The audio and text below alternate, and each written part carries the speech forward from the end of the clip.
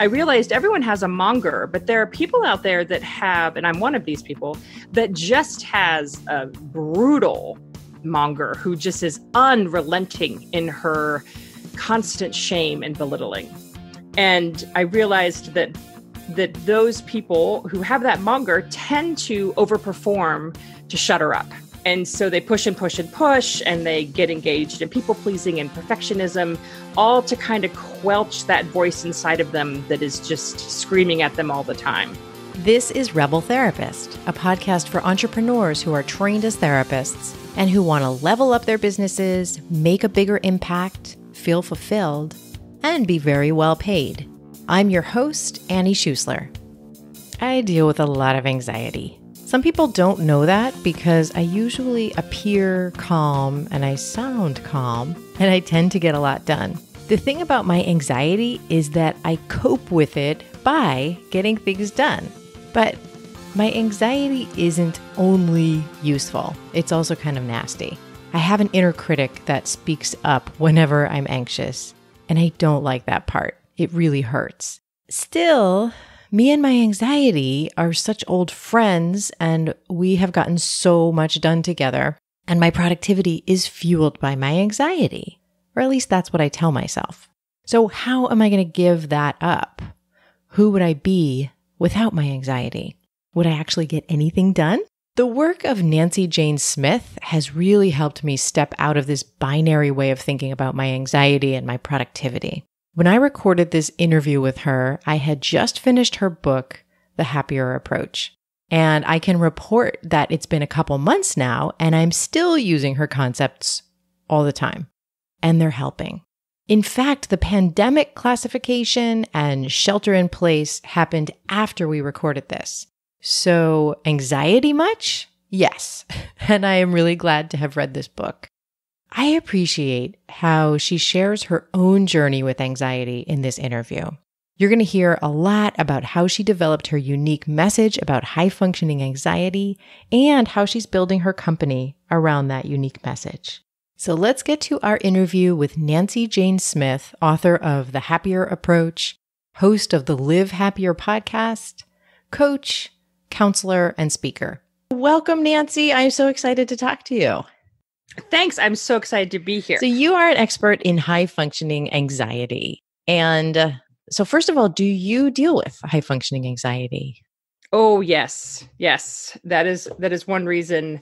It's one reason it's become my niche. And it's one reason it took me so long to own it as my niche, I think, because I didn't want to work so closely with something that I was dealing with so often and regularly. But I think that was a big block for me for a long time. And I think once I was able to move past that, it really became a rich niche for me. I've been reading your book over the last few days and just really enjoying binging on it. And one thing that you really talked about that I think people who have been therapists often don't talk about is that you said that you were sometimes giving people tools that you weren't using yourself. Yes. And then you were saying that in actually using the tools yourself, you found that you had to change the tools a bit. Is that right? Am I getting that right?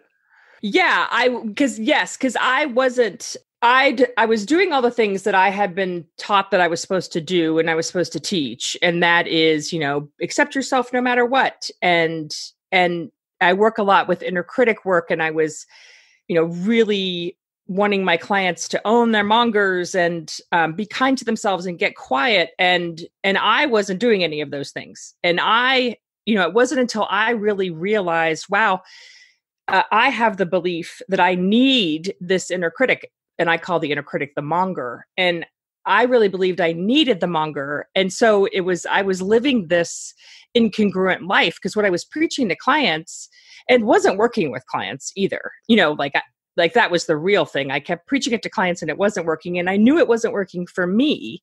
And it really was a friend of mine that pointed it out to me. I did a presentation on the monger and talked about it. And she came up to me after and she's like, that was fabulous. Like, I loved that. I'm not implementing anything you said because I need that voice, or I'm going to be sitting on the couch doing nothing all the time. And I thrive on that voice. So good for you, but I'm not doing it. And I went home and was like, oh my gosh, me too. Like I totally agree with her. Like she's absolutely right. And that's when I started, my little come to Jesus and really looking at it differently.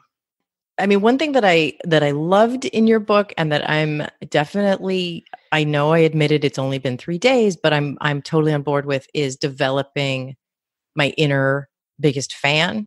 But here's something I'm wondering about is, do you still think that there's healthy anxiety? And what I mean by that, especially in business, is like doing hard things will still bring up anxiety. I believe even if I've got my biggest fan on my side, sometimes doing stuff that's going to push me and push my business forward is still going to make me anxious.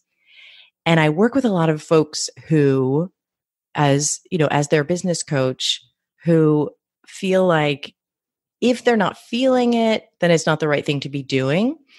And sometimes I feel like we got to do the hard thing, even if it makes us anxious, to move ourselves forward. What do you think about that? I totally agree. I'm like nodding my head 1,000 times over here.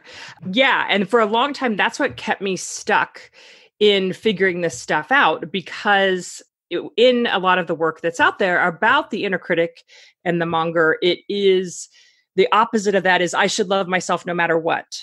And I should, like you said, I should always feel it, or I'm not, quote unquote, or I'm not going to do it. And it should always feel good and positive.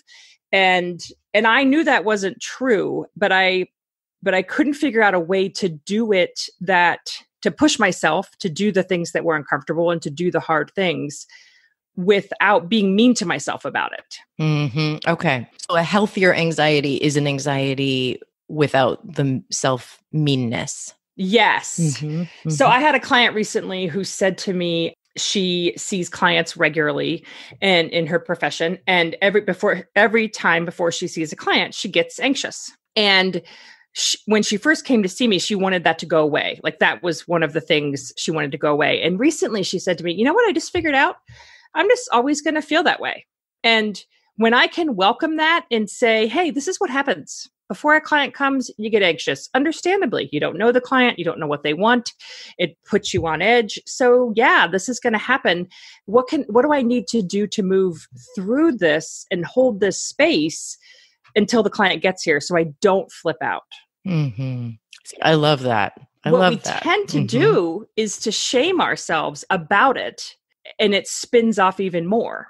So if I can accept, if I keep pushing things forward in my business, if I keep doing new things that are then, because they're new, they're going to be hard, then I am always going to have some healthy anxiety. And like fighting that anxiety and saying everything should feel easy is probably just going to make it worse. Yes. Mm-hmm. And you're going to be stuck. Yeah.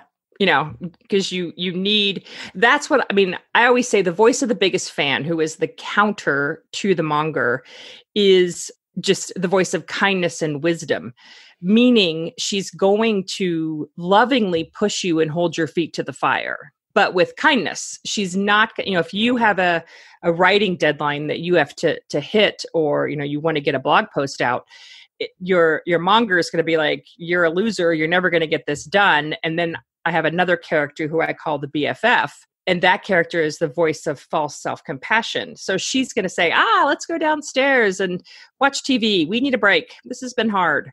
And you don't get anything done with those two voices. But the biggest fan would say, okay, we got to get this blog post out. Let's just sit here for 10 minutes and see what we can come up with. We're just going to write a bunch of stuff and see if we can come up with something. And when you get your butt in your seat and you do that kindly, you'll come up with something. Yeah. And so you may still feel anxiety, but absolutely, it's not going to take you down. Yes. Right. Yeah. I think it's okay that having a business is not fun the whole time. And it sounds like the biggest fan allows for that. Yes. Yeah. I think that's a big misnomer about business. I mean, about, like I'm going to leave the standard practice and I'm going to start my own thing and it's going to be fun and true to my heart. And that may be true, but it's also starting my own business and doing my own stuff as a therapist has been the most growth thing I've ever done, because I've had to face myself over and over and over again. And there's no one to blame. That's true. You can't blame like your crap boss or, anyone's. It's really you're creating your own thing and you're the one pushing yourself forward.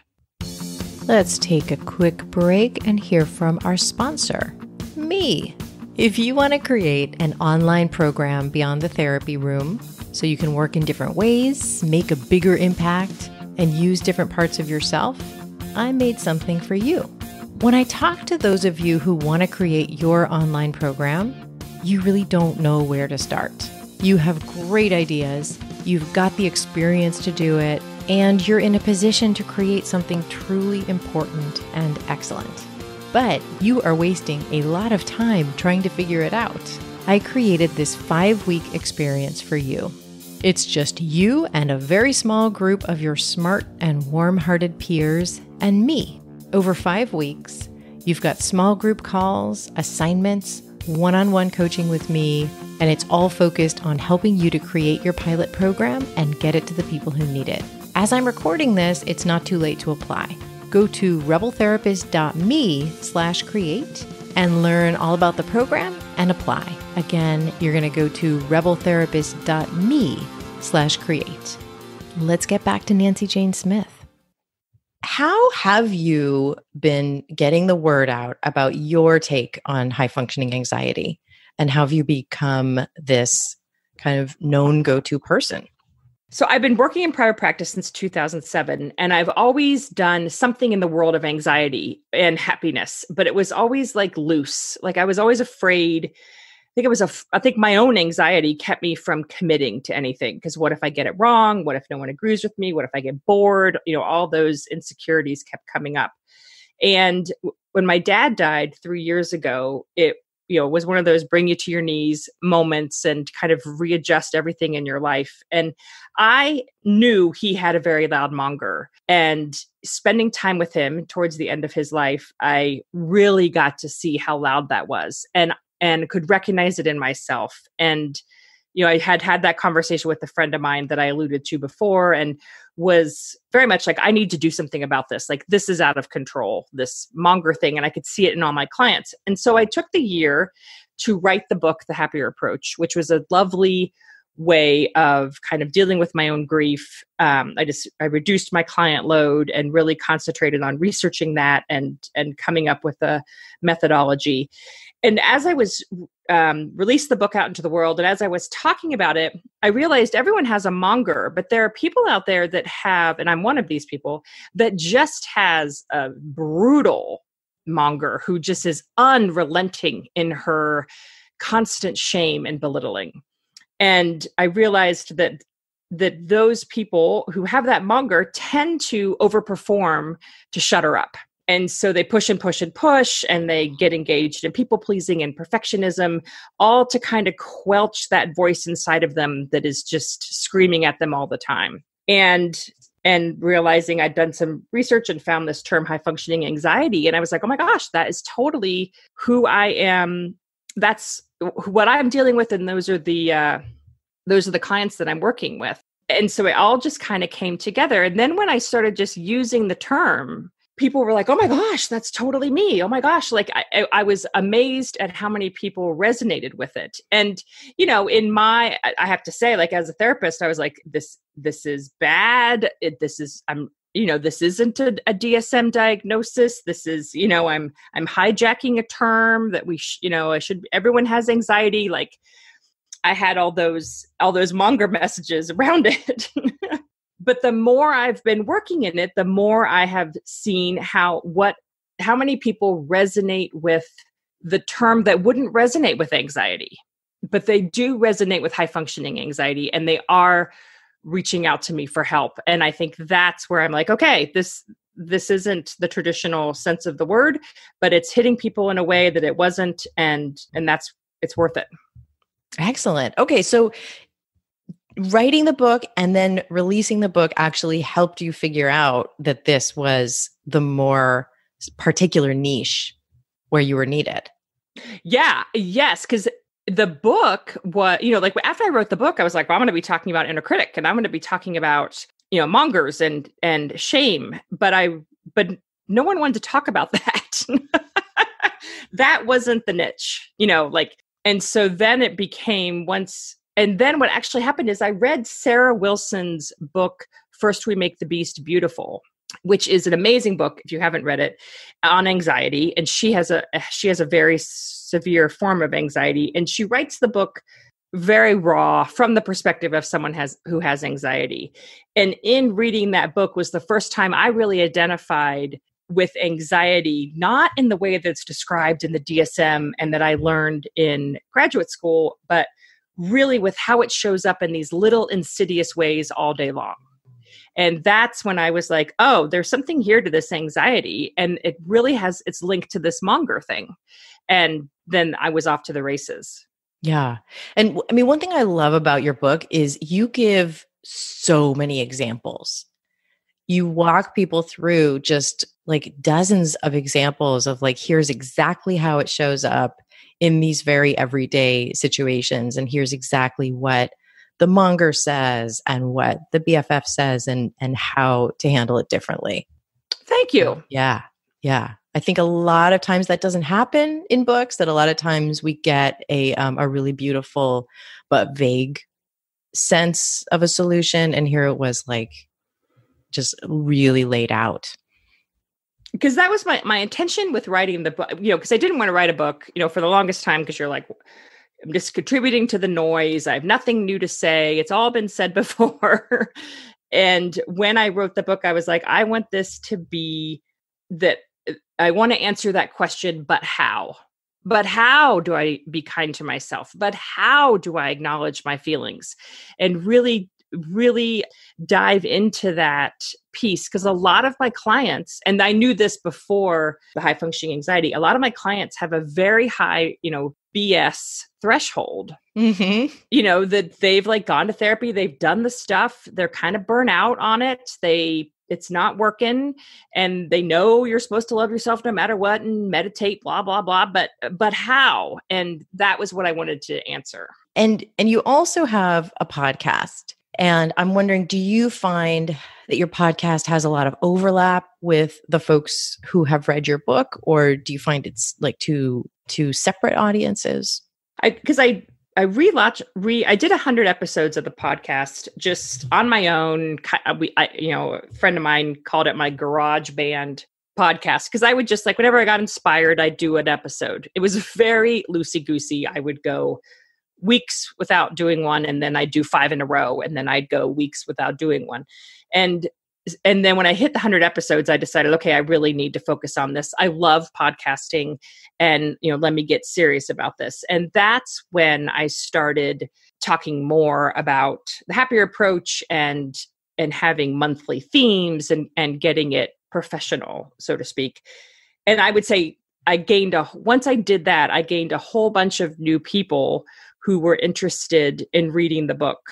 Interesting. So what do you think it was about the reboot that brought in new people? I think because it was, I specifically said it was about high functioning anxiety. Okay. And I specifically talked about things that group of people were interested. So I was very keen on, I'm only interviewing people, or I'm only talking about stuff that I know my audience wants to listen to. So I was very diligent on that. And I think that made a big difference, at least I hope so, in getting people to pay attention. Because I think a lot of times, and I work with a group that helps me do production and come up with the ideas and do the themes.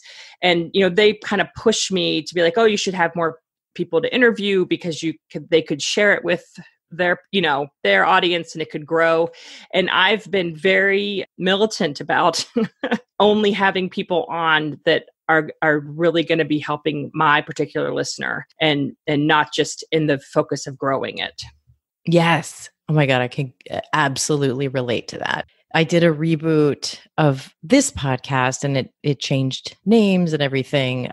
And I think it's really interesting to do that midstream and to get really conscious about, all right, this is what we've done so far. Totally happy about what I've done so far, but making a conscious change and looking at like, what do you want to decide about this project instead of just kind of letting it happen? And what's it? So you didn't have guests in the first version of it. Is that right? Yeah, that's correct. Okay. What do you like about having guests now? Like what do you find to be the biggest, besides that they can share it? Like what are you finding helpful about that? Because I think for a long time, and this is a deep, dark insight into my soul. I didn't want to have guests because I was a little insecure that they were going to know more than me on my podcast. And so I was hesitant about that because I wanted to be the expert and I wanted to be the one that knew everything. I mean, unconsciously, I don't think I was like saying that out loud, but I just was like, I want to be the expert on this and I don't want anyone else infringing on that. And recently I just recorded, 2 interviews this week and was like, as I was doing the interviews, I was like, this is so fascinating. They have a different take on the same subject or, similar vein. And isn't that awesome that I can now see we need different takes on the similar subject because my take may resonate with someone, but someone else's they could pull something from too.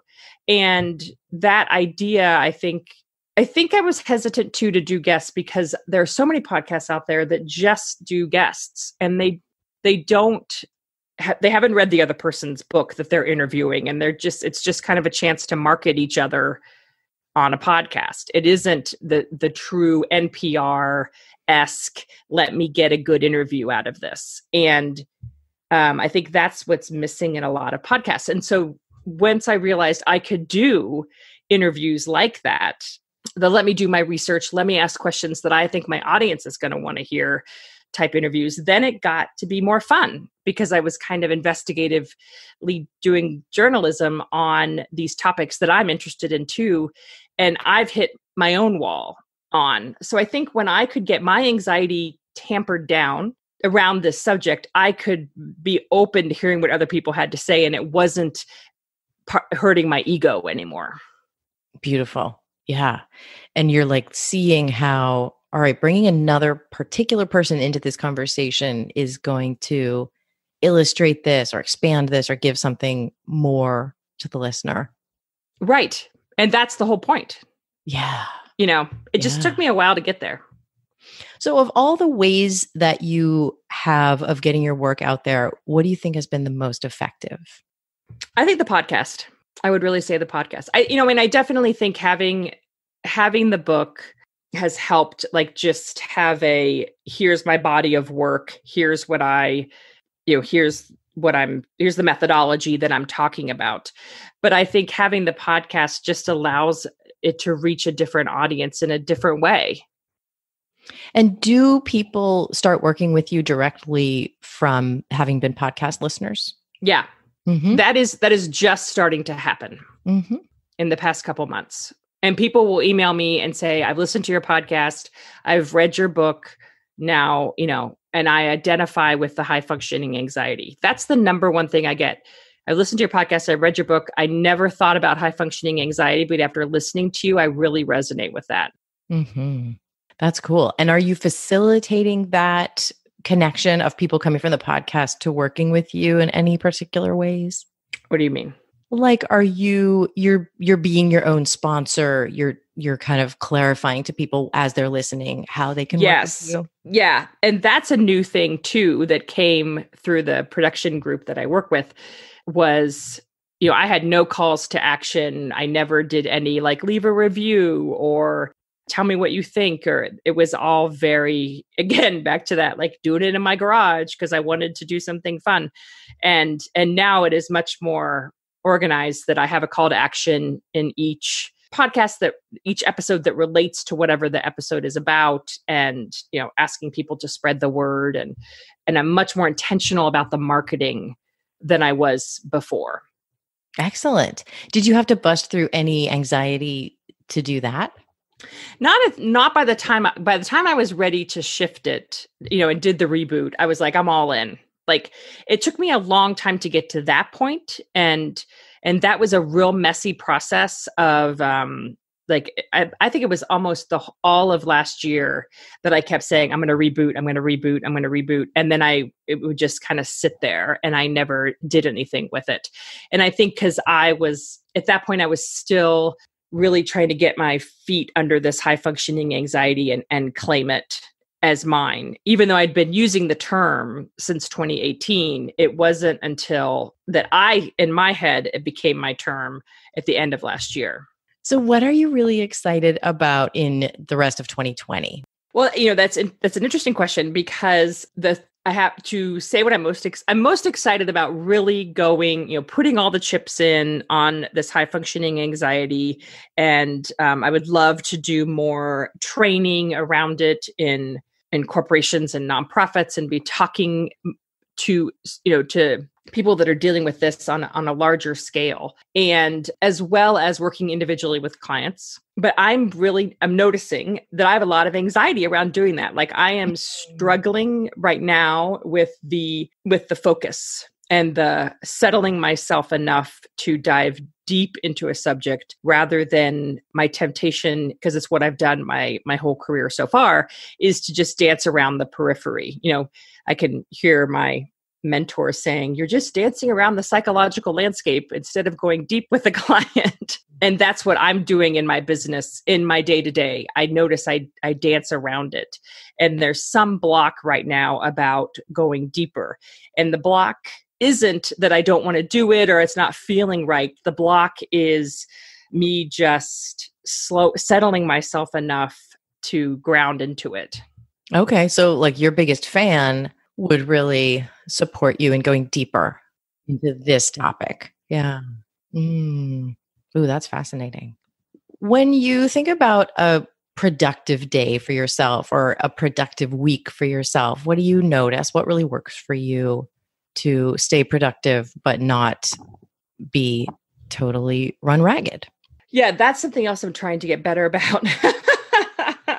One thing that has shifted for me is this year, or end of last year, I started working using Voxer with clients. So that's the main way I work with clients. And and into 2020, I'm seeing less and less clients in my office space. And so it used to be a challenge for me, because I wouldn't start seeing clients in my office, which was about half an hour from where I live. So I'd work all day in my home office, and then I'd go up to my work office, and I'd see clients from like 3 to 8. And so I had a hard time adjusting my schedule, because I would tell myself I need to be in the office at 9 a.m. And then I would be working till 8 p.m. And it just was exhausting, so I would only be doing horrible. Yeah. And so now that is waning, the 3 to 8 piece only happens a couple times a month, or 4 or 5 times a month now. I've figured out that I am really great in the morning. Like, that is my time. So I try to get up and do my ritual in the morning, get the dog walked, and we don't have kids. And so, I don't have to, not dealing with that part of life, and to have my, really start working at 8 a.m. and then planning out, if I have a podcast interview that I'm doing, I'm interviewing or being interviewed, or if I have a meeting or whatever, to know that those things for me sucks on my energy. And I can't just jump right back in to writing or doing whatever the thing is I need to be doing, that I need to allow a break time. And with my high functioning anxiety, that is so hard, because I want to, this time doesn't count as work time in one of the rules that I have for my life. The rule is work time is only when I'm in front of the computer. And so loosening those rules and paying attention to how many of them I have has really helped. And one of the things that's helped me do that is the Pomodoro technique of doing the 25 minutes of work, and then I take a 10-minute break instead of a 5-minute break, but and really breaking my work down into those shifts. Okay. And I'm betting you get more done that way. Yes. Yeah. Especially, and I notice on the days when I don't do that, because that's a new technique for me. When I don't do that is when I get the scattered all over the place. I'm checking Facebook 1,000 times and Instagram. And every time I come back to my office, I'm like, oh, let's get on Instagram and let's get on Facebook and let's check email and see if anything's changed. And nothing has, because it's been a half an hour. Like, right.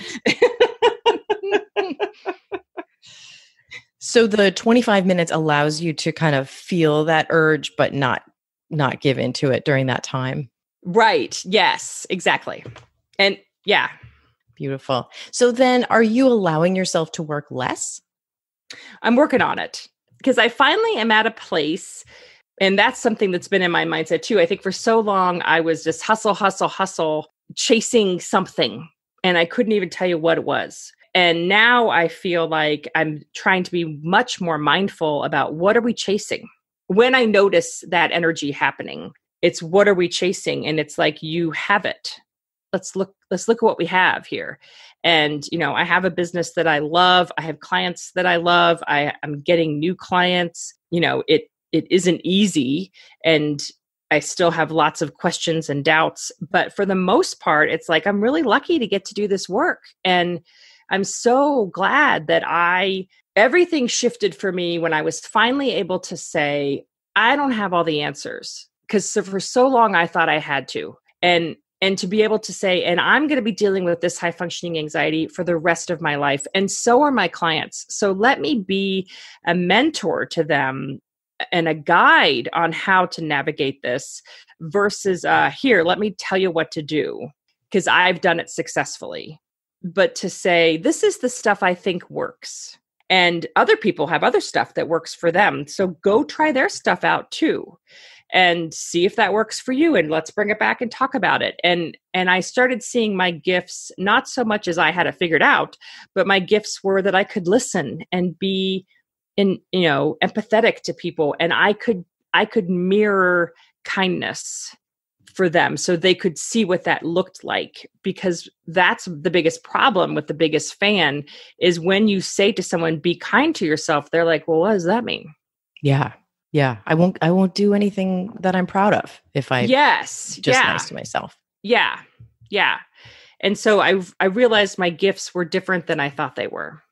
And therefore that you're already doing it. You're already doing the thing that you're most excited about. And also valuing that as a skill. Because I think sometimes when stuff comes so easily to us, we don't think of it as a skill. Yeah. And we don't think we should be paid well for it. Exactly. Yeah. I should be struggling, So I think and that's something I'm still working on letting go of is, I shouldn't be paid for this, because every now and then that enters my mind. And then I'm like, people are making huge progress because of my abilities and how I work with them. So yeah, This is valued. It should be paid. Absolutely. Awesome, Nancy. Thank you so much. You're so welcome. I loved it. You can find Nancy Jane Smith on Instagram at NancyJane_livehappier and learn more about her work and the Happier Approach book at her website.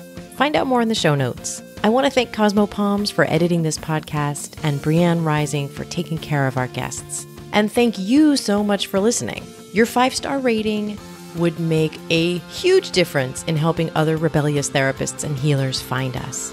And I want to thank Elizabeth for their recent review. Elizabeth says, I don't listen to every episode, but every episode I listen to has helpful content and good takeaways. Annie always asks the questions I'm thinking, like, how did you do that? Or can you get more specific?